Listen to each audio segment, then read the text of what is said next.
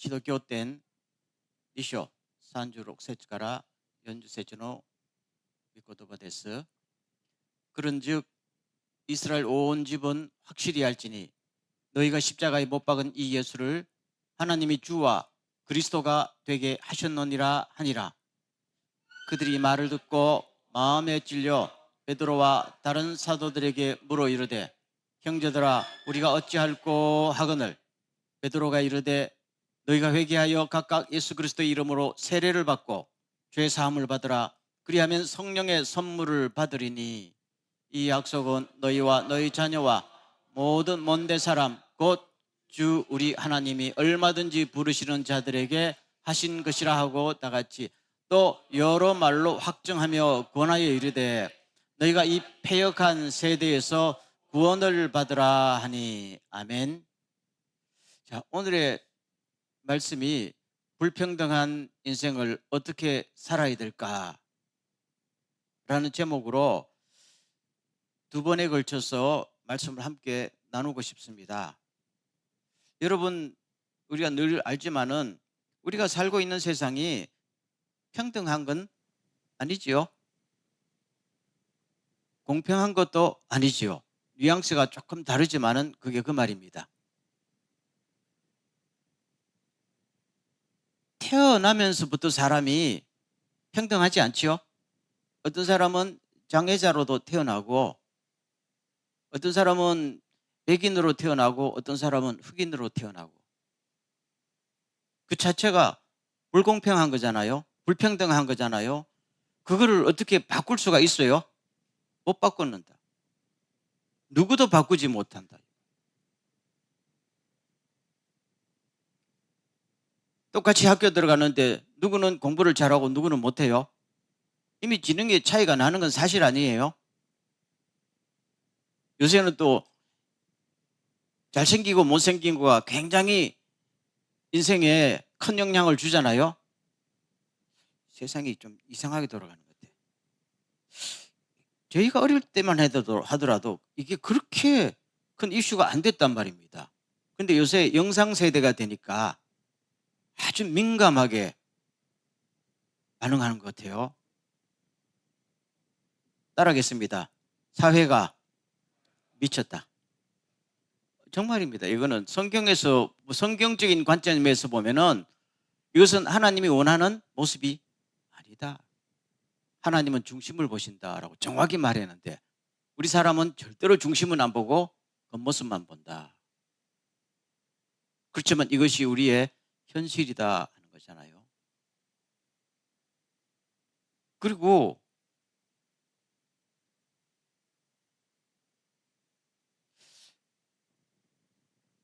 전번에 탈북자들의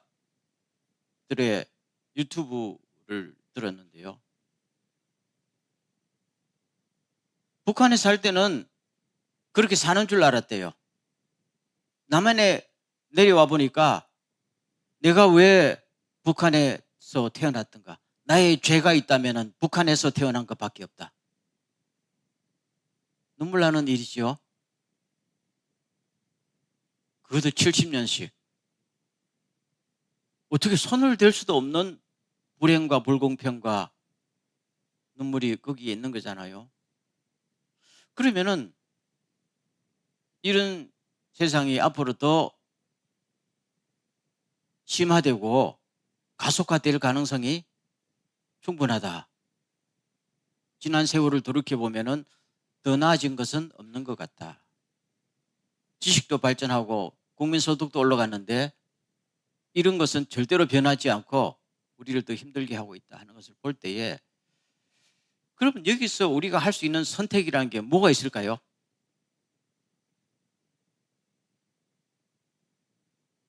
이런 모습을 볼 때 여러분은 해당 당사자가 아닐까? 우리 모두 사실 당사자지요.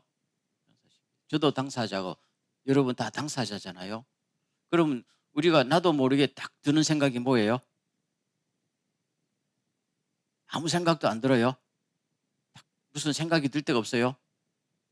따라하겠습니다. 이거를 뒤집어 엎어 이거잖아요. 할 수만 있으면 뒤집어 엎어? 딱 이거잖아요. 그건 사람은 누구나 다 본능적으로 드는 생각이란 말이죠. 여러분, 칼 막스라는 사람이,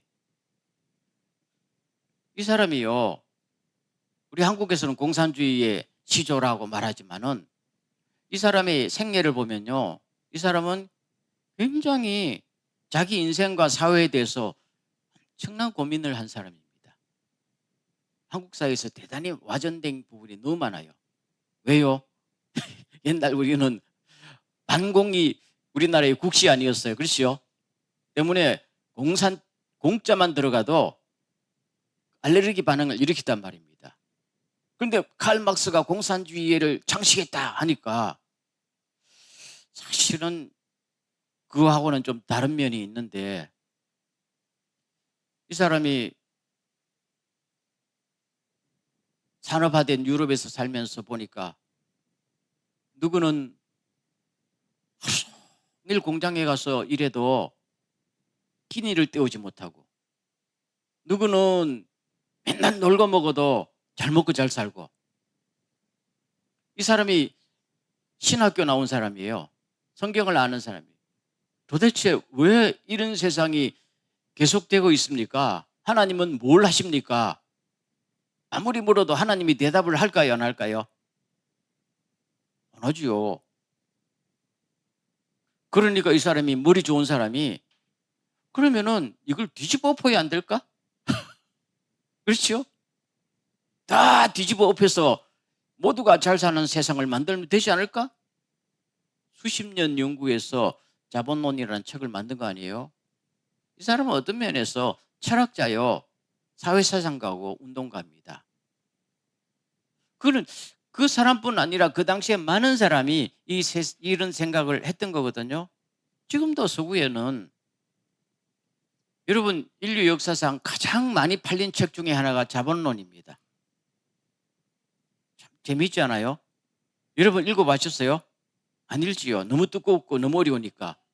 그렇지만 그 두껍고 어려운 책들이 제일 베스트셀러가 됐다는 것은 그만큼 사람들이 뭐예요?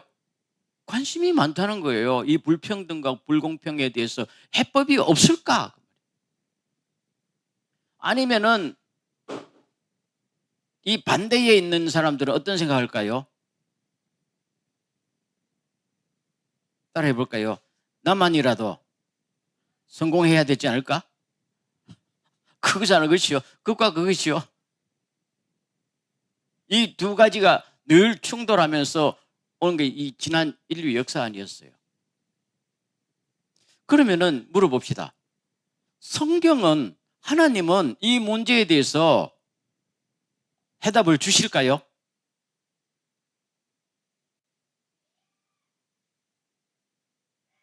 여러분 또 끄덕끄덕 하시는데 확신이 별로 없는 끄덕끄덕. 그 말은 하나님이 당연히 해답을 가지고 계시겠지. 그런데 도대체 어떤 해답인지 확신이 안 서니까 말 것 이렇게 하시는 것 같은데. 여러분, 사실은 성경이요, 신약과 구약으로 돼 있죠. 구약은 문제를 폭로하고 고발하는 책입니다. 그렇죠? 신약은 구약에 대한 해답이죠. 구약에도 문제만 폭로하고 해답을 안 준 게 아니에요. 줬단 말입니다. 예를 들어 볼게요. 창세기 제일 처음에 나오는 게 아담과 하와는 빼고라도 아담과 하와의 아들이 누구 있어요? 가인. 또 하나의 아들이 아벨. 나오지요? 가인이 아벨을 죽였단 말입니다. 나쁜 놈이죠. 그런데 가인이 처벌을 받았어요? 안 받았어요. 마땅히 처벌을 해야 되잖아요. 그런데 창조주 하나님이 나타나서 처벌을 안 하십니다. 오히려 너한테 해코지하는 사람은 내가 그냥 안 두겠다. 그러시잖아요. 그러니까 이 인간이 회개를 해요, 안 해요? 안 하잖아요. 가지고 자기만의 성을 쌓고 도시를, 그러니까 가인이라는 사람이 인류의 도시 문명을 개척한 사람이고 그의 자녀들이 잘 됐을까요, 못 됐을까요? 잘 됐단 말이에요. 누구는 뭐 목축 치는 사이 조상이 되었고, 누구는 뭐 음악의 시조가 되었고, 누구는 뭐 철기 문명의 시조가 되었고, 다 이런 거 아니에요? 근데 죽은 아벨만 뭐예요? 아무것도 없었어요. 근데 왜 하나님은 이걸 안 다스려요? 아니 하나님 빼고 이게 우리 인간의 차원에서 이야기하면은 불공평해지요. 너무나 불공평하잖아요. 이게 바로 잡힙니까? 바로 잡히지 않아요. 성경은 그거를 가감없이 뭡니까? 폭로하는 거예요. 인류 역사가 이렇게 흘러왔다는 이야기예요. 성경이 그 이야기를 하고 있는 거예요. 창세기 6장에 오면은 노아 홍수가 나타나죠. 노아 홍수는 뭐예요? 다 뒤집는 거예요. 없이 하자. 없이 하고 다시 출발하자. 그랬는데 그 결과가 뭐예요? 제대로 됐어요? 또 바벨탑을 쌓아가지고 난리를 친 거 아니에요? 그럼 성경은 계속 그거를 지금 뭡니까? 폭로하고 고발하고 하나님의 심판이 있고 해도 끊임없이 수천 년을 흘러와도 해결이 됐다는 겁니까? 안 됐다는 겁니까? 안 됐다는 이야기예요. 이게 성경입니다, 여러분. 이게 구약이에요. 하나님의 말씀이 그렇단 말이에요. 그러면 신약이 해답이라면은 하나님께서 최종적이고 가장 완전한 해답을 준 메시지가 뭘까요? 예수 그리스도예요. 예수는 하나님의 가장 완전하고 최종적인 메시지란 말입니다. 예수 자체가 하나님의 메시지예요. 하나님의 의지가 나타나 있고 우리들에게 희망이고 구원이고 모델이 되는 것이 예수란 말입니다. 그렇다면 예수를 통해서 하나님은 이 모든 문제에 대해서 해답을 딱 주셨다. 그런데 그 해답이라는 게 도대체 뭐냐? 오늘 제가 강조하고 싶은 말이 그 말이에요. 불공평과 불평 등에 대한 해답이 주신 것이 예수 그리스도잖아요. 그것이 또 구원이거든요. 세 가지만 살펴볼게요. 첫째, 예수님이 태어나셨는데 태생적으로 그분은 뭡니까? 낮고 천한 하층 계급에서 그냥 하층 계급도 아니고 돈도 없고 그거잖아요. 그러면 우리가 깊이 생각해야 됩니다. 왜 하나님의 아들이 하나님이 인간이 되셔서 태어났는데 왜 그 모습으로 와야 했던가? 그게 메시지 아니에요? 그 말입니다. 그러면 다시 한번 물어볼게요. 예수님께서 그런 모습으로 이 땅에 태어나지 않았으면은 여러분들은 그럼 예수가 어떤 모습으로 태어나기를 원합니까? IQ는 한 300쯤 되고 너무너무 인물이 잘생기고 그렇죠? 로마 황제의 아들로 태어나시기를 원합니까? 그러면 우리에게 무슨 하나님의 해답이 되었을까요? 잘 모르겠습니까? 아까 북한에서 태어난 사람 이야기죠. 예수가 로마 왕궁에서 태어났으면 북한에서 태어난 사람들에게 예수는 어떤 모습이 될까요? 그렇죠? 하나님의 아들이 말구에서 태어났기 때문에 흑인으로 태어난 사람이든지 장애자로 태어난 사람이든지 북한에서 태어난 사람이라도 예수 그리스도는 그분의 구주가 되기에 막힌 담이 없었던 거 아니에요? 하나님이 우리에게 제시한 해법이 바로 그것이었다. 따라하겠습니다. 나는 예수 믿어도 그렇게는 안 산다.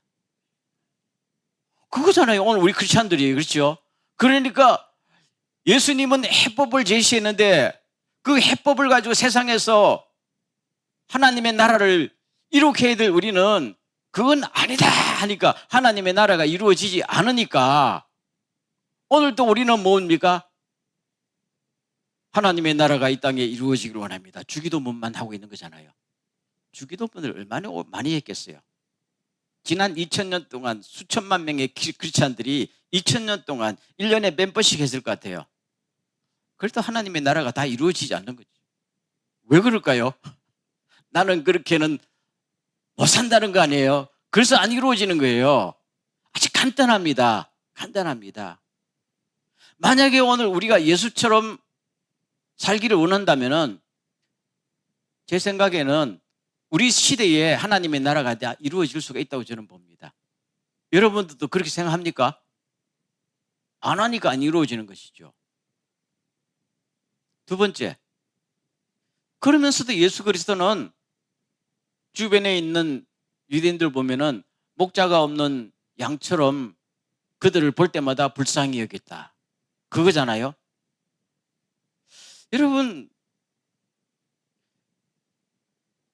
여러분이요, 아주 헐리우드의 유명한 배우나 일본의 총리나 빌 게이츠나 이런 사람들을 불쌍히 여길 마음이 있습니까?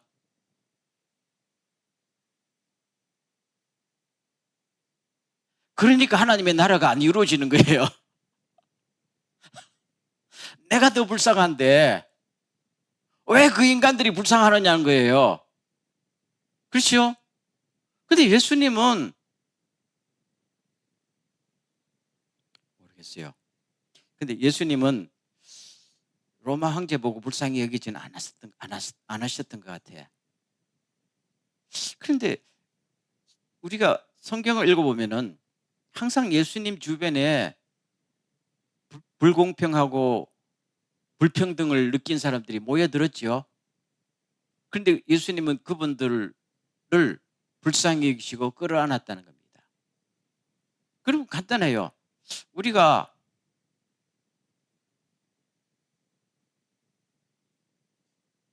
북한의 김정은이를 보고 불쌍히 여긴다.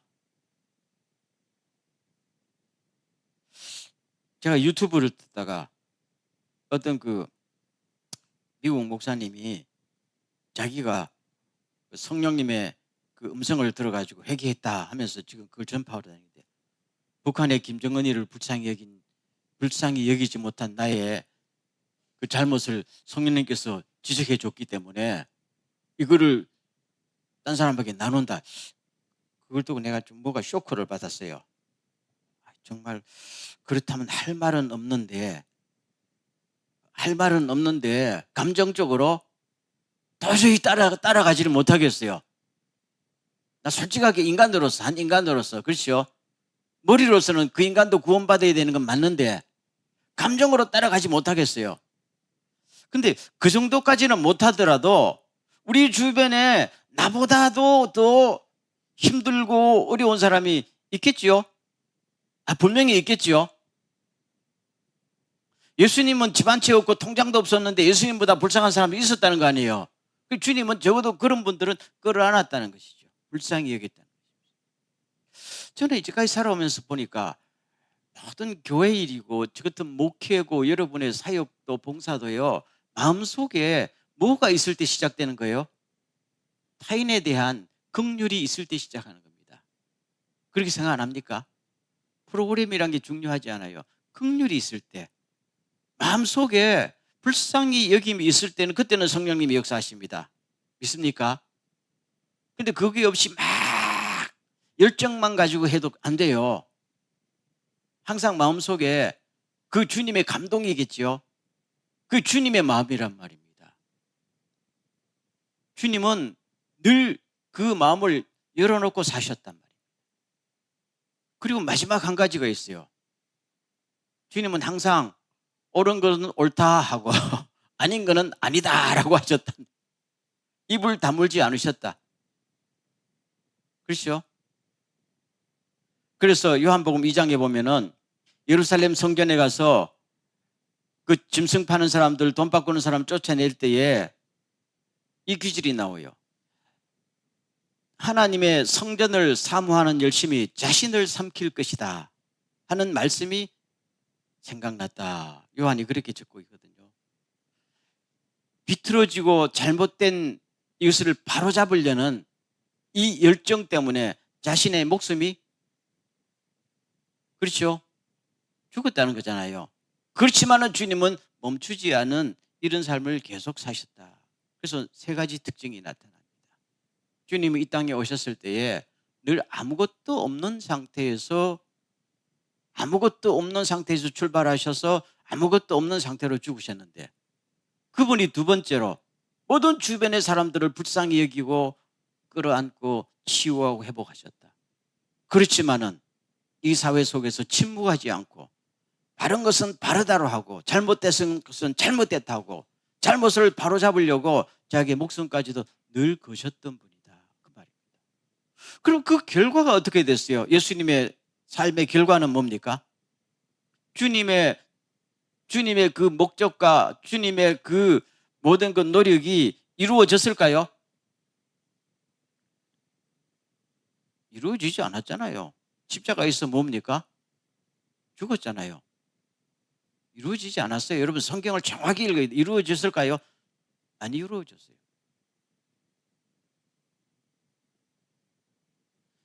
그런데 오늘 본문을 들어갑니다. 자, 본문에 36절 볼게요. 다 같이 시작. 그런즉 이스라엘 온 집은 확실히 알지니 너희가 십자가에 못 박은 이 예수를 하나님이 주와 그리스도가 되게 하셨느니라. 이게 예수님의 제자들의 첫 번째 메시지입니다. 여러분 사도행전을 쭉 읽어보면요, 이 메시지로부터 시작합니다. 베드로가 했지만 모든 사도들과 초대교회가 이 가장 강력하고 분명한 이 메시지요. 너희들이 예수를 죽였지. 왜 죽였어요? 왜 죽였어요? 예수가 잘못됐다는 거 아니에요. 그렇죠? 하나님의 입장에서는 예수가 옳았지만은 그들의 상식으로서는 예수가 뭡니까? 이 사회에서 존재해서는 안 되는 사람이었잖아요. 그래 정식으로 재판을 받아서 정식으로 죽임을 당한 거잖아요. 그냥 우리 살인을 당한 게 아니란 말입니다. 예수님은 재판정에서 정식으로 사형 언도를 받았어요. 왜요? 죄인이니까요. 그 말은 이 세상이 그렇게 산 예수를 죄인이라 단정했다는 말이에요. 사회의 악을 고발하고 불공평을 바로잡으려고 하고 사랑을 베풀고 정의를 위해서 목숨을 건 예수를 이 세상은 뭐라고요? 너는 죄인이다라고 판결했다는 겁니다. 모두가 그렇게 알고 있었단 말입니다. 그리고 예수님의 죽음으로 끝났단 말입니다. 일단락 됐지요. 그 다음에 무슨 사건이 일어났어요? 부활이라는 말. 그래서 부활이 중요해요. 부활은 뭡니까? 바로 그 말이에요. 여러분의 모든 재판과 여러분의 모든 판단을 하나님께서 뒤집으셨습니다. 그러면 여기에서 뭐가 있죠? 예수님은 오르셨습니다. 예수님의 말씀과 예수님의 삶은 오르셨습니다. 그 말입니다. 아멘. 굉장히 중요해요. 이게 지금 초대교회의 강력한 메시지입니다. 예수님이 오르셨습니다. 그 말입니다. 예수님이 말구 위에 태어나신 것과 아무것도 없는 분이 주변의 사람을 끌어안으신 것과 힘도 없는 분이 그냥 돈키호테처럼 나서서 목숨을 버린 거, 그게 우스운 죽음도 아니고 바보짓도 아니고 그분이 오르셨습니다. 아멘. 그게 초대교회의 강력한 메시지예요. 무와 더불어? 부활과 더불어. 두 번째 뭡니까? 하나님이 주와 그리스도가, 그 예수가 세상을 바꿨습니다. 그 말입니다. 그분이 이제는 세상에 뭡니까? 정점에 앉으셨습니다. 그분 때문에 세상이 바뀌었습니다. 그 말입니다. 예수님의 삶과 예수님의 죽음이 없었으면 세상이 바뀌었어요? 안 바뀌었지요. 그냥 그대로 흘러갔단 말입니다. 불공평과 눈물과 슬픔 속에서 어느 누구도 이거를 해결 못한 채 갈 뻔했는데 예수님께서 그런 삶을 사시고 부활하신다면 온 세상이 새로운 질서로 들어갔습니다. 이걸 막 목소리 높여서 외치는 겁니다. 목소리 높여서. 이게 누구였어요? 크리스찬이었다. 이게 교회였다. 그럼 제가 오늘 왜 서론부터 여기까지 계속 이게 힘주어서 말할까요? 따라하겠습니다. 나는 크리스찬인가? 그걸 묻고 싶은 거예요. 아니, 저부터도. 다시 한번 따라갈까요? 크리스찬은 예수를 따르는 사람이다. 100% 동의합니까? 근데 오늘 우리의 생각에는 항상 이 생각보다는 크리스찬은 예수 믿고 천국 가는 사람이다 라는 상식과 정의가 더 지배하고 있잖아요. 그렇죠? 근데 여러분 그 마태복음, 저번에 마가복음도 읽었지만 복음서를 쭉 읽어보면은 그게 아니잖아요. 예수 믿는 사람은 예수님의 제자가 되어서 이 땅에 하나님의 나라를 이룩하는 사람이다. 아멘. 그게 예수님의 중심 테마로 나옵니다. 마가복음 읽었을 때 안 느꼈어요? 마태복음 쭉 강의하면서 느끼셨죠? 거기는 단순히 크리스찬은 예수 믿고 천국만 가는 사람이다. 그게 중심 테마로 나오지 않아요, 여러분. 그건 사도행전 이후에 나오는 거란 말입니다. 예수님께서 했을 때는 처음부터 오셔서 회개하라. 무엇이 다가왔다? 천국이다. 하나님의 나라가 이루어졌고 하나님의 나라를 위해서 너희들은 제자 훈련을 받고 제자가 되어야 된다. 제자라는 건 뭡니까? 스승을 닮아서 스승처럼 사는 게 제자 아니에요? 지식 전달이 아니잖아요. 그래서 예수님의 제자들도 우리 스승님처럼 살아야 됩니다. 그래야 세상이 바뀌고 불공평이 없어지고 죄가 없어지고 구원받습니다. 이거를 힘주하니까 그때 그 베드로의 설교를 듣고 사도들의 설교를 듣던 사람이 반응이 뭐였을까요? 오늘 두 번째 결론요. 뭐였을까요? 여기 나오죠. 37절 다 같이 시작. 그들이 이 말을 듣고 마음에 찔려 베드로와 다른 사도들에게 물어이르되 형제들아 우리가 어찌할꼬. 놀라운 장면. 그러니까 그러면 우리는 어떻게 살면 될까요? 딱 이거잖아요. 야. 여러분 이 사도행전 2장이요 사도행전 전체와 신약 성경 전체를 이끌어가는 중심 테마가 딱 여기예요. 우리 주님은 오르셨습니다. 우리 주님이 세상을 바꾸셨습니다. 하니까 예수를 죽이고 예수님을 비하했던 많은 사람들이 그러면 우리가 어떻게 살아야 될까요? 딱 묻잖아요. 저를 따르겠습니다. 오늘의 교회는 어떠할까요? 저부터 오늘 많은 사람들이 교회 보고 나는 어떻게 살면 좋을까요? 묻는 사람이 있습니까? 잘 없지요. 오늘 목회자들의 설교도 들으면은 막 마음에 부딪힘이 일어나서 그러면 나는 어떻게 앞으로 살아야 돼요? 이 질문이 나와야 되거든요. 이게 성경 아니에요? 그렇잖아요. 이거는 사도들만 아니에요. 예수님의 설교를 듣던 사람들도 사람들이 예수님의 설교를 들으면 자꾸 마음이 불안하니까 돈 많은 부자 청년도 나와서 선생님 내가 어떻게 하면 영생을 얻을 수 있을까요? 다시 질문하잖아요. 똑같은 흘러갑니다. 제자들이나. 그럼 오늘 또 교회의 존재 목적이나 저 같은 목회자나 우리 크리스천의 존재 목적이 세상에서 우리의 삶을 보거나 우리의 언행을 보거나 우리의 메시지를 들 때 그러면 나는 어떻게 살면 좋을까요?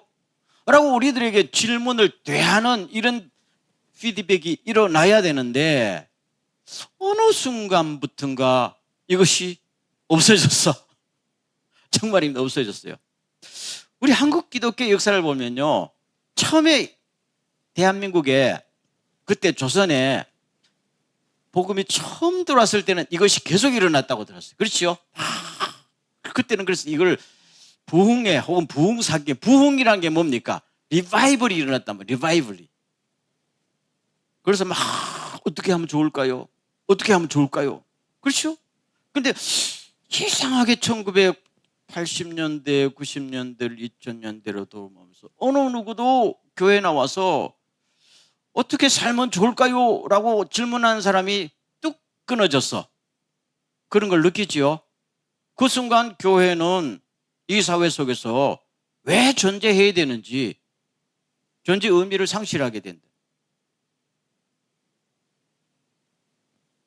최근에 서울의 어떤 큰 대형 교회에서 구임으로 온 목사님이 사임을 했어요. 저는 그거 뭐 잘 모릅니다. 기사만 봤으니. 개인적인 그게 관계 없지만. 왜 사임했는가?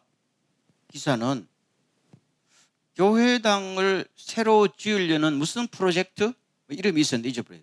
그 하여튼 프로젝트래요.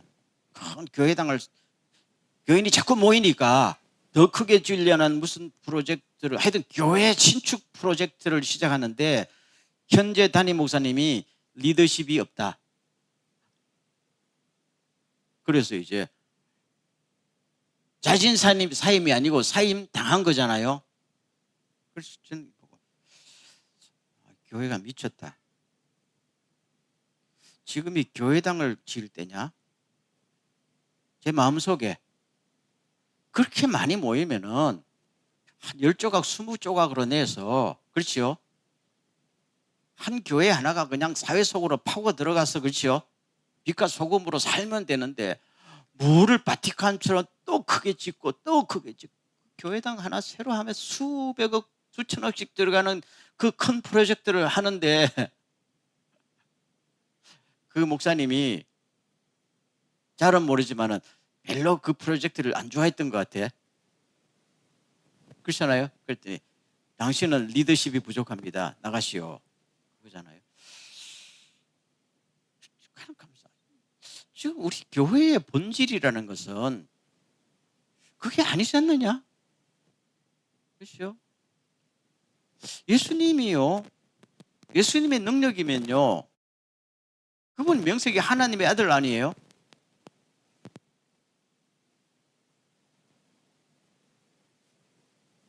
아마 저기 도쿄돔보다 더 큰 예배당을 그 당시에 지을 수 있었을 거예요. 그랬을까요? 안 그랬을까요? 죽은 사람도 살리는데요. 근데 주님은 자기 사무실도 하나 없었거든요. 성경이 그렇잖아요. 그분의 그 신분이나, 그분의 신분이 하나님의 아들 아니에요. 그분의 신분이나 레벨로 보면은 적어도 당시에 벤츠급 낙타 한 마리는, 나귀 한 마리는 타고 다녀야 될 거 아니야? 아니, 마차, 사두 마차 정도는 타고 다녀야 하지 않을까요? 근데 늘 보면 그분은 주로 걸어 다녔어요. 아니, 진짜 마차가 없어가지고 걸어 다녔어요. 그럼 주님의 능력이 없어서 그렇게 살았을까요? 아니지요. 하나님이 사람이 되시면 어떻게 살아야 되는가? 이걸 보여준 거 아니에요? 진심으로. 그게 우리 주님이고 우리는 그의 제자란 말이에요. 그렇다고 여러분 자동차 타지 말라는 게 아니고 주님의 우리들에게 주시는 그 메시지를 우리는 놓치면 안 된다 그 말이에요. 지금 교회당을 무슨 대리석으로 찍고 이 문제가 아니다 이게. 그건 본질을 너무 벗어난 문제가 아니에요. 그렇죠? 누가 목사가 되고 누가 장로가 되고 투표에 누가 더 표수를 더 많이 받았고 이런 문제도 아니란 말입니다. 가장 근본 문제는 우리가 세상에 나갔을 때 사람들이 나를 보면서 나는 앞으로 어떻게 살면 좋을까요? 라고 나한테 조언이라도 구할 수 있는 이 삶이면은 우리는 예수 믿는 사람으로서 성공한 거예요. 저도 옛날에는 몰랐는데 요새는 자꾸 그런 생각이 계속 들어요. 그러니까 오늘 이런 설교하는 거 아니에요? 그래서 저는 가끔 만나면 사석에서라도 또 목사님들 만나든지 누굴 만나면은 내가 지금 한 이야기를 자꾸 해요. 자꾸 하면은 무슨 반응을 나올까요? 처음에는 니 뭐 하느냐 하다가도 내가 진심으로 이야기하면요. 진심으로 자꾸 이야기하면은 그럴까요? 이렇게 되는 거죠. 나중에 다시 한번 좀 이야기해 봅시다. 그 정도만 해도 대단한 거예요. 그렇죠? 제가 느끼면서 그러면은 이야기를 계속해야 되겠다. 계속할 필요가 있다. 제 말이 동의하십니까? 바로 그거예요. 자, 오늘 설교를 맺겠어요. 다음 시간에 후반부를 할 텐데요.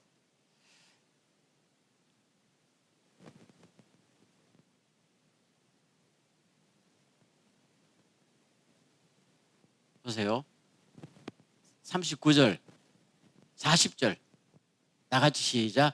또 여러 말로 확정하며 권하여 이르되 너희가 이 패역한 세대에서 구원을 받아라. 이 마지막 메시지를 탁 던지지요. 멋있잖아요. 그럼 이 사도들이 지금의 살아가는 세상은 무슨 세상? 패역한 세상이라는 거, 불공평하고 불평등하고 이런 세상이라는 것을 이미, 왜냐하면 예수를 죽인 세상은 불공평한 거 아니에요? 예수를 죽인 이 세상에서 그 예수를 구주로 받아들이고 예수를 따라가면서 구원을 받아라. 그래서 여기서 말하는 구원은 뭡니까? 그냥 우리가 예수 믿고 천국만 가는 구원이 아니라 예수 믿고 제자가 되어서 천국도 갈 뿐 아니라 이 땅에서 하나님의 나라를 이루는 주님의 제자가 되라 하는 것이 포함되어 있단 말이에요. 구원은 그만큼 강력한 메시지가 되는 것이죠.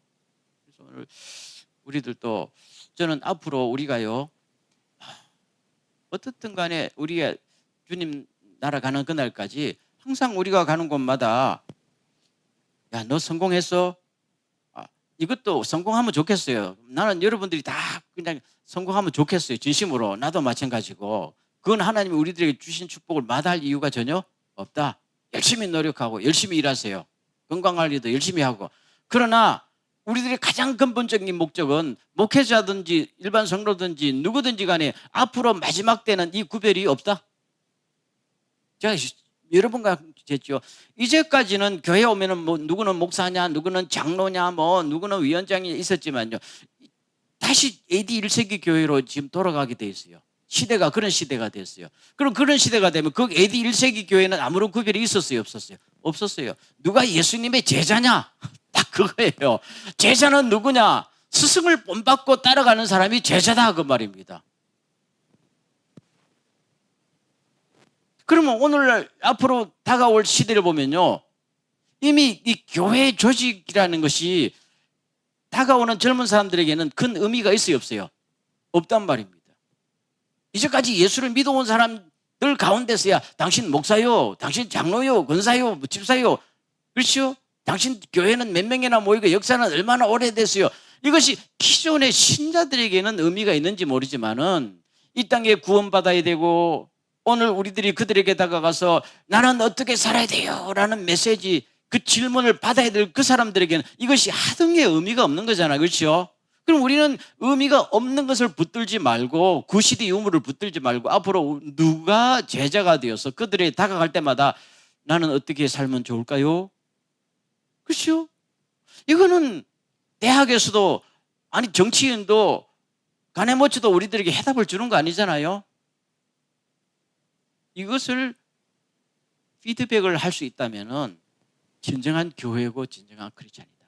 앞으로 우리에게 이런 비전과 이런 움직임이 꼭 일어나기를 주의 이름으로 축원합니다. 기도하겠습니다. 하나님, 우리가 가는 곳에 질문이 일어나게 하옵소서. 한번 통성으로 기도하겠습니다.